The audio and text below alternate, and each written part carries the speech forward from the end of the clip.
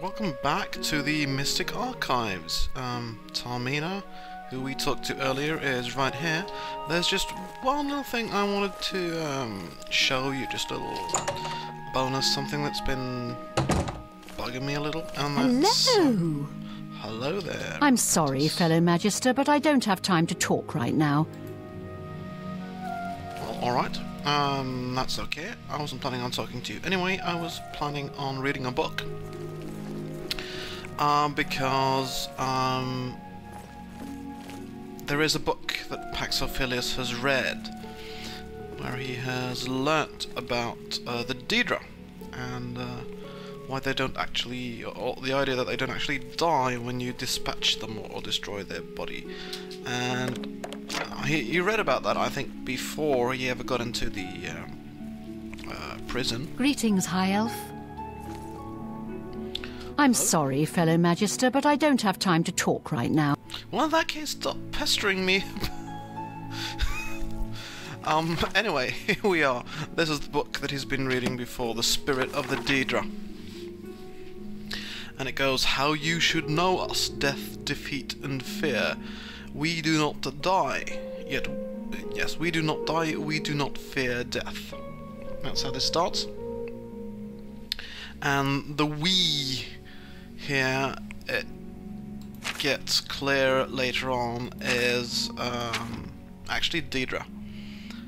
Because there's a section here called How We Think About Man, and they list, perhaps you find scamps, comic, vermi, brutish. How then do you imagine we view you humans? So clearly, scamps and vermi, and so on. The scamps are the hounds, the vermi, the beaters. Your flesh is sweet. So the hunter, I guess, would be presumably the Dramra, because these are the three types of Daedra mentioned in, or covered in this book: scamps, vermi, and Dramra. And it gives us some interesting insights into these Daedra, actually. First, it explains that we do not die because when you destroy the body, the animus is cast into the darkness, but the animus returns. But, I say, we are all not brave. We feel pain and fear it, we feel shame and fear it, we feel loss and fear it. We hate that darkness, presumably the one into which the animus is cast when you destroy the body, and we fear it. However, the scamps have small thoughts and cannot fear greatly. The vermi have no thoughts and cannot fear, and the Dramra have deep thoughts, but must master fear to overcome it. So, supposedly then this is the Dramra, or at least the Daedra, talking about themselves, sort of. Of course, the question is, who wrote this book? Was this penned by a Dramra or something? Possible, doesn't seem likely, perhaps. So it's not necessarily, well, source criticism-wise, it's not obvious that this is stuff that should be completely trusted, but it certainly throws the idea out there that the Daedra do not actually die, their animus is cast into the darkness, but the animus returns. And I like this fact that they have, this is the Daedra perspective on man, if you want. Sort of suggests that, yeah, they look at humans or people basically as a step down the evolutionary ladder, or rather perhaps a step down the sort of food chain. And then there's this word of wisdom at the end: man is mortal and doomed to death and failure and loss. Unlike the Dramra, presumably, who can only be cast back into the darkness, this lies beyond our comprehension. Why do you not despair? Dark thoughts, but well written, I think. So, there you have it. That, at least, is the reasoning why Pacifist is actually willing, if pressed, to destroy the body of a Daedra.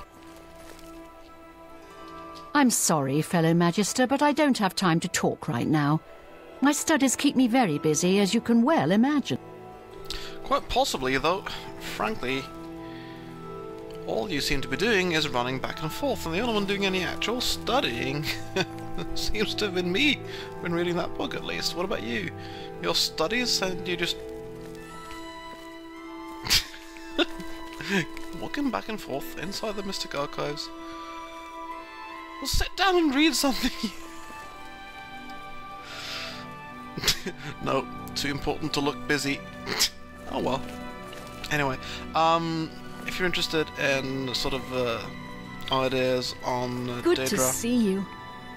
there's more here. There's a book on the Daedra Lords. You can just pause and read this if you want to. I'll just go through it very quickly. And there's also a book here, I think, on varieties of video. This is sort of clearly has... the author is clearly stated. This is by Arinea Drethen, a healer and a distant priest. So, and he has gotten his information mostly from Divaith Fur, a wizard, a Tilvani wizard in Morrowind, and Vardenfell, in fact, who apparently likes to traffic with the two Daedra powers, Azura and Mehrunes Dagon. Pacifist doesn't know an awful lot about this Divaith Fur guy, obviously, but one other thing that's very interesting, I feel, and Pacifist feels, is this section where Divaith Fur the Wizard comments on Mehrunes Dagon and on the Dramra, and it bears on the trustworthiness of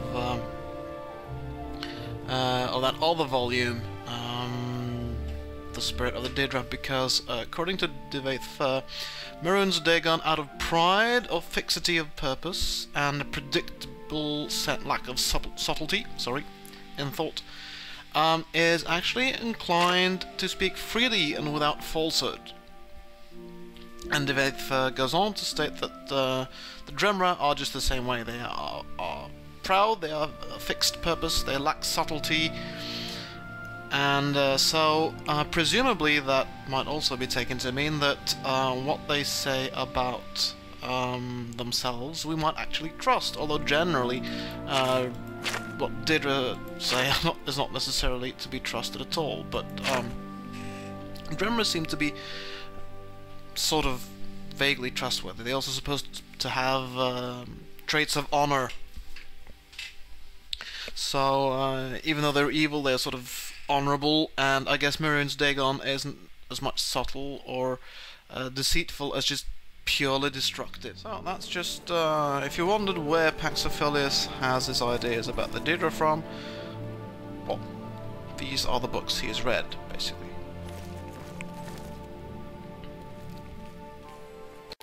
And now that he's here, oh, finally the Mage Apprentice got out of there. He's going to take a look at some more books, actually, because I think he's going to do what that apprentice didn't seem to do an awful lot of, which is study. And that does an awful lot of interesting things, like increase your skills. This one increases destruction, apparently. That's about different sorts of magic. Again, if you want to read this, you'll have to pause the video. If reading books is not to your taste, then you may safely skip to the next episode, because there'll be nothing else going on in this one but reading. The ruins of Camelzane, cleansing of the Fane. Interesting.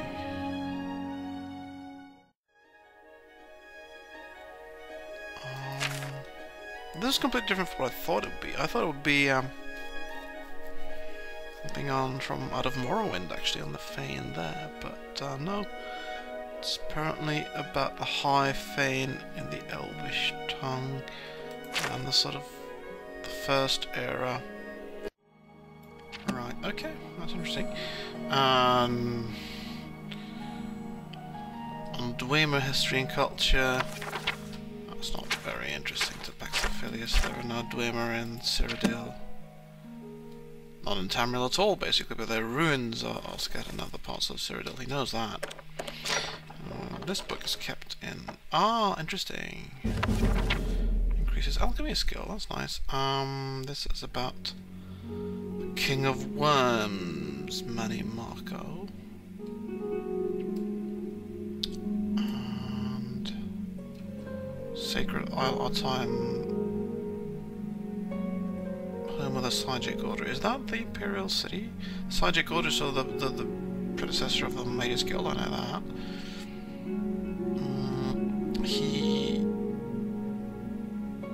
Manny Marco cast a wicked spell on trapping and enslaving souls,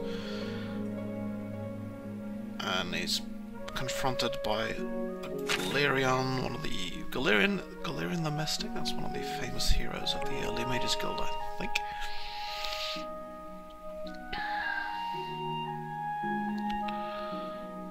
So there's apparently a poem, presumably.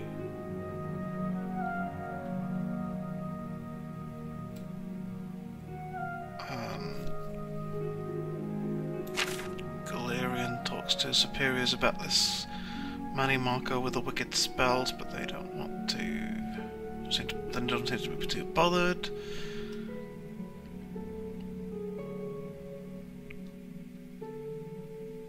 Throughout the years, he saw the touch of Manny Marco's hand through Tamriel's deserts, forests, towns, mountains, seas. A dark grip stretching out, growing like some dread disease by his dark necromancers collecting cursed artifacts of yore. So, Manny Marco is sort of the chief of the necromancers then. And they collect alchemical ingredients and evil artifacts.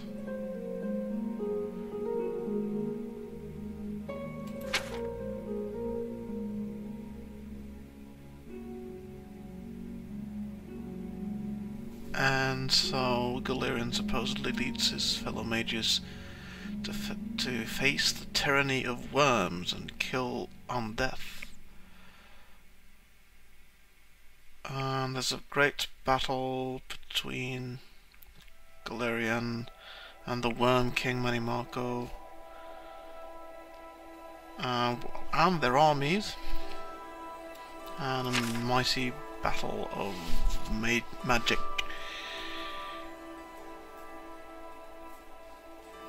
including the Deathly Horde, and from the depths the thing they called the Worm King did rise.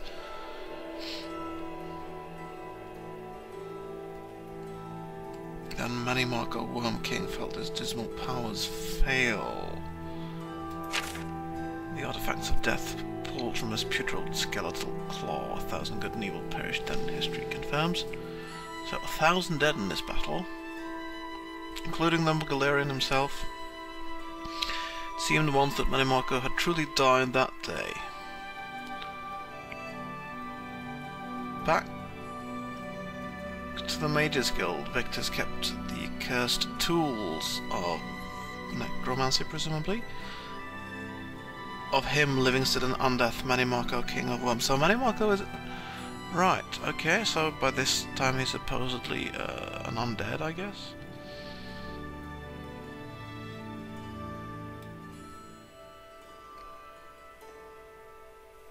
Children, listen and you hear the whispered tap or the footsteps creep, then pray you'll never feel the Worm King's awful touch. So this is a story basically saying that the Worm King is a powerful undead, and is Manny Marco, I guess, and he's fought the Mages Guild before. Right, interesting. May become more interesting once we get further in the Mages Guild. Yeah, this is a little bit about heretics.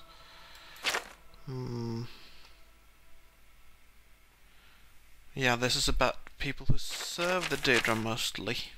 Daedra worship. The last king of the Aelids. That's interesting. Would that be Umariel? Okay, I'm going to read this a bit more carefully, actually.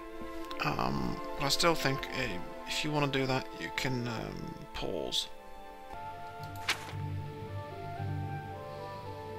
Okay, so this is basically about the late Aeolid period, wherein Aeolid supporters of Alyssa, the human queen, and the human regime, continued to rule as vassals, even under humans. Okay, so eventually, even the remaining Aeolids are being hunted down by humans, basically, and the power was so overwhelmingly against them that most of the remaining Aeolids simply left Cyrodiil, eventually being absorbed into the elven populations of Villainwood and High Rock. And that's something called the Daedra hegemony, which may be linked to this exodus of Aeolids from Cyrodiil. But a remnant Aeolid population seems to have survived the rule of the Lessians, because we hear of the last king of the Aeolids during the Battle of Glenumbra Moors in 482, which is quite late, supposedly. How this king's people survived the preceding century is unknown. The recent research points to Nalata as the possible resting place of this last king of the Aeolids. So not Umaril then at all.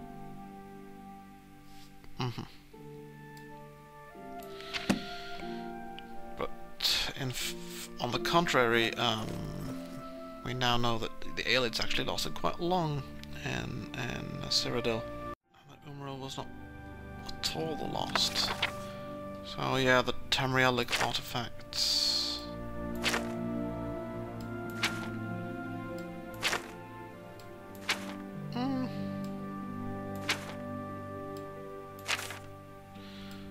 Interesting stuff as such. A lot of it though, and basically no clues as to the whereabouts of any of them, and mostly weapons. Yeah, Galerion the Mystic, that I suppose it is. And that's Galerion, the same one who fought Manny Marco.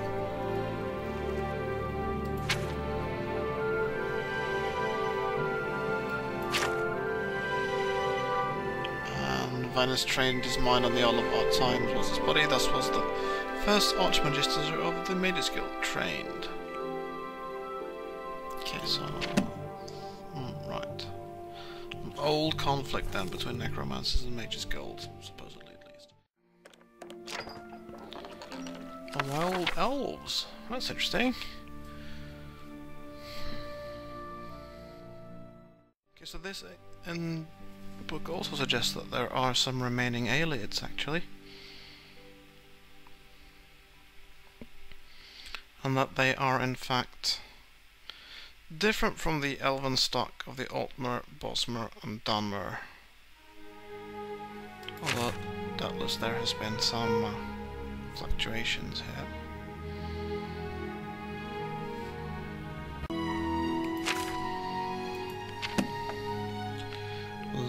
Bridges, what's that? Well, it helped our conjuration skill, that's nice. Discourse on 3-year praxis of travelling between Mundus and Oblivion.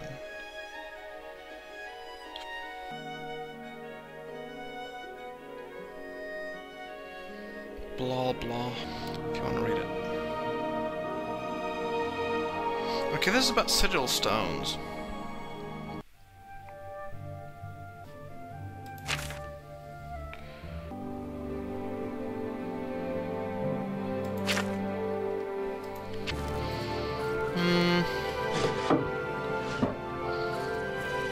Children of the Sky. Ah, a book on Nords in Skyrim. Well, that was interesting. I suppose. Let's take a brief look at that. You'll have to pause in order to read it.